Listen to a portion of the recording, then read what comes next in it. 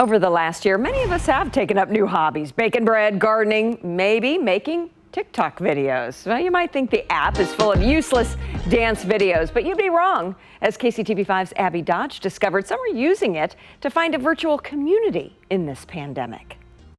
It helps pass the time in quarantine. There's a lot of stereotypes and just negative connotation with social media in general. Trisha Melland swore off making TikTok videos. Oh, no, never, absolutely not. She now sees the benefits. A lot of people have turned to social media to get that interaction with human beings that everybody craves so much. Trisha is one of them. Whether or not I'm a candidate for a transplant. Thank you so much to whoever sent this little fellow to me. Here we go.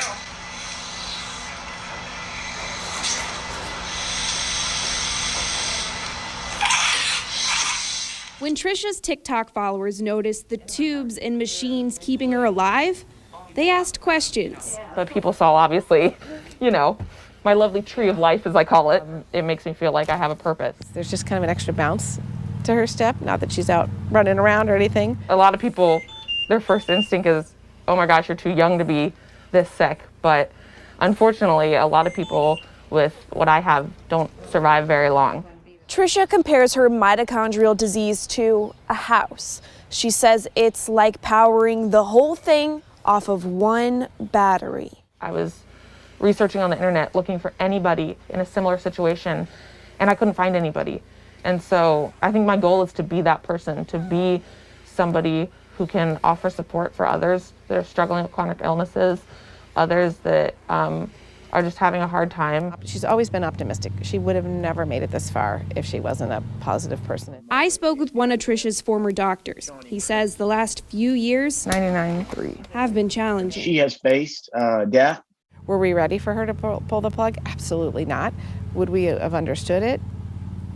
Yes, I think, and we would have had to accept that because nobody knew what her life would be like on the other side. Nobody could promise me anything. And so it was terrifying. And in a sense, so she's in kind of a holding pattern where life is hard. There's a lot of suffering, and yet has a real zest for life. It was hard. It was really hard. Every single day I had to wake up and find a reason to live. Now she's found her purpose.